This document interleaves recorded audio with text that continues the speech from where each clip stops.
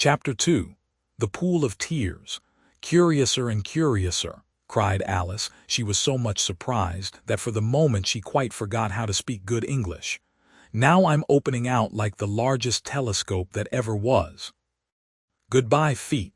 For when she looked down at her feet, they seemed to be almost out of sight. They were getting so far off.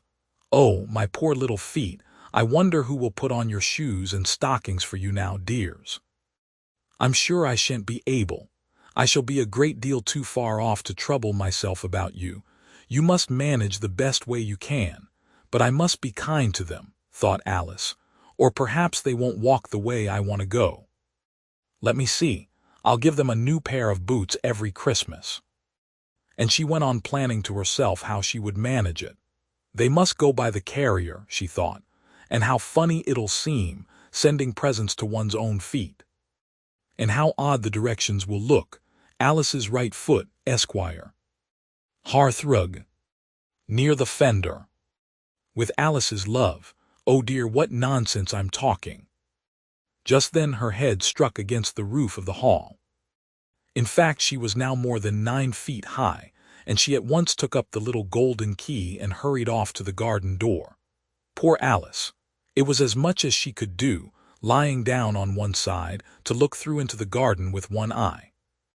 But to get through was more hopeless than ever. She sat down and began to cry again. You ought to be ashamed of yourself, said Alice, a great girl like you, she might well say this, to go on crying in this way. Stop this moment, I tell you. But she went on all the same, shedding gallons of tears, until there was a large pool all round her, about 4 inches deep and reaching half down the hall. After a time she heard a little pattering of feet in the distance, and she hastily dried her eyes to see what was coming.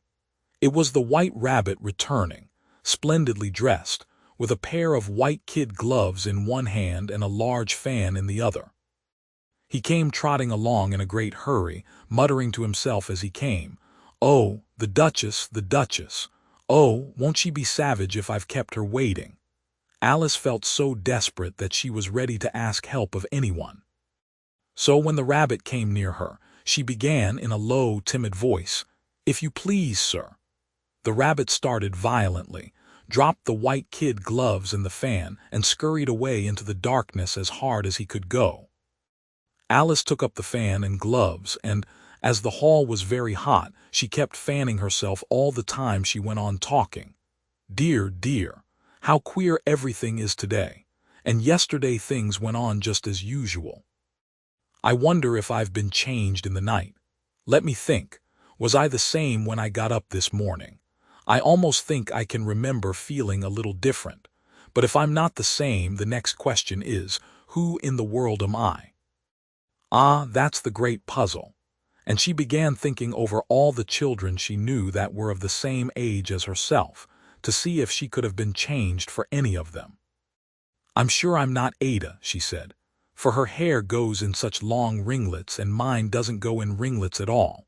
And I'm sure I can't be Mabel, for I know all sorts of things, and she knows such a very little. Besides, she's she and I'm I, and oh dear, how puzzling it all is. I'll try if I know all the things I used to know. Let me see.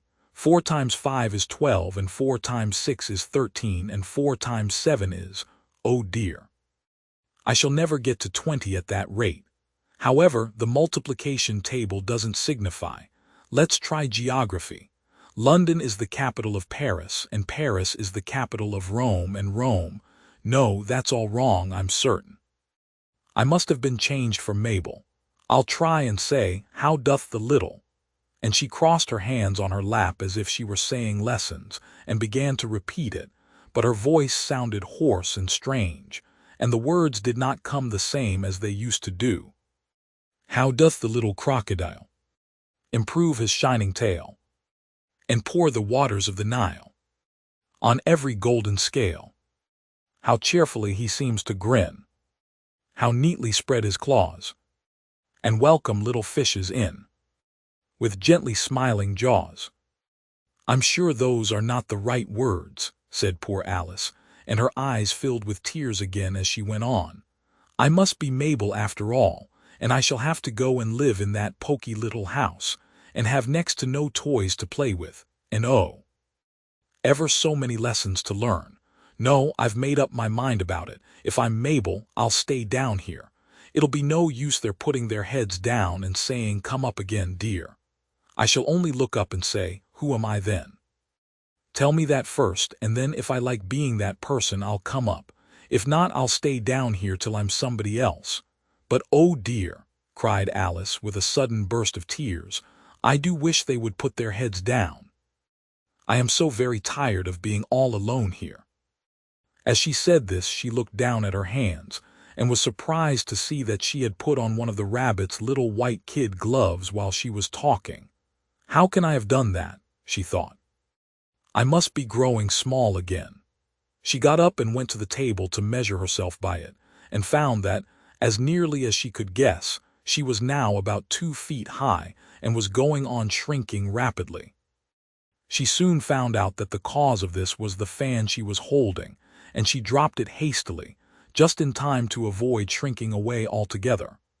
That was a narrow escape, said Alice, a good deal frightened at the sudden change, but very glad to find herself still in existence.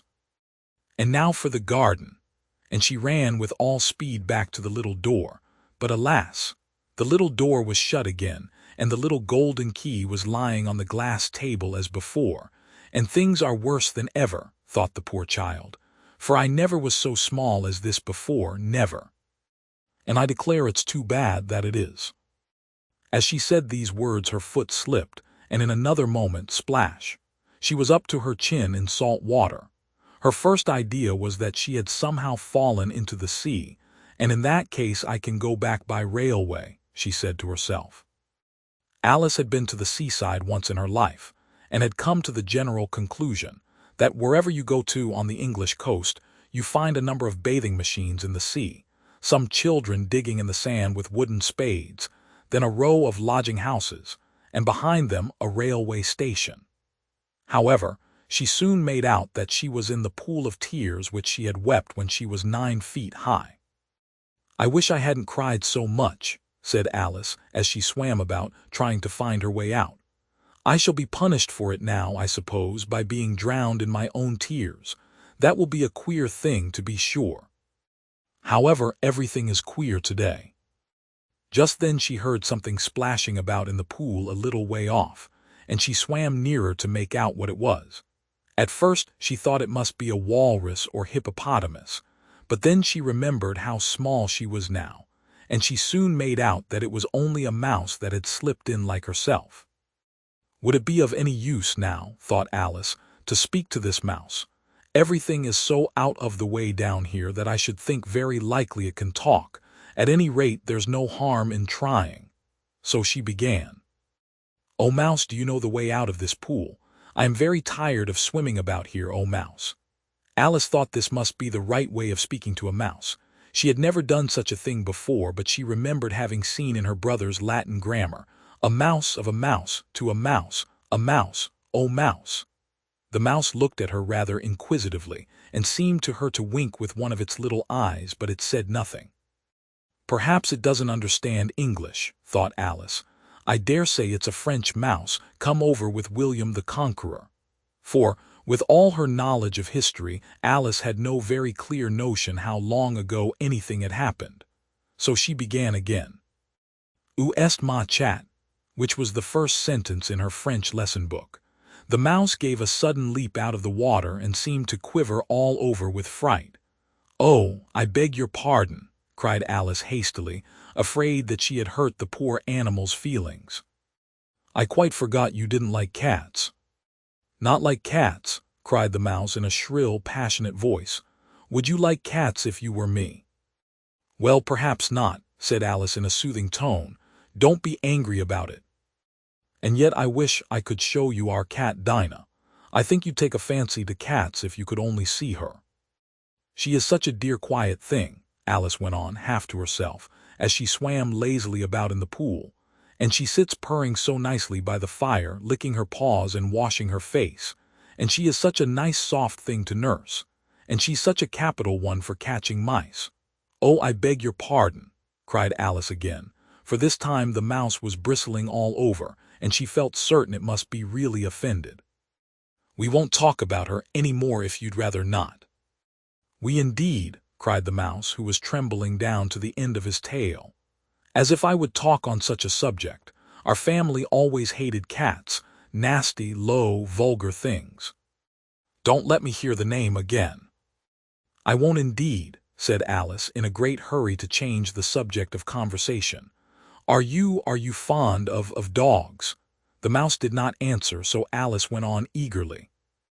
"There is such a nice little dog near our house I should like to show you. A little bright-eyed terrier, you know, with such long curly brown hair. And it'll fetch things when you throw them, and it'll sit up and beg for its dinner and all sorts of things. I can't remember half of them. And it belongs to a farmer, you know, and he says it's so useful, it's worth £100. He says it kills all the rats and—" "Oh dear," cried Alice in a sorrowful tone, "I'm afraid I've offended it again." For the mouse was swimming away from her as hard as it could go, and making quite a commotion in the pool as it went. So she called softly after it, "Mouse dear, do come back again, and we won't talk about cats or dogs either if you don't like them." When the mouse heard this, it turned round and swam slowly back to her. Its face was quite pale with passion, Alice thought, and it said in a low, trembling voice, "Let us get to the shore, and then I'll tell you my history, and you'll understand why it is I hate cats and dogs." It was high time to go, for the pool was getting quite crowded with the birds and animals that had fallen into it. There were a duck and a dodo, a lory and an eaglet, and several other curious creatures. Alice led the way, and the whole party swam to the shore.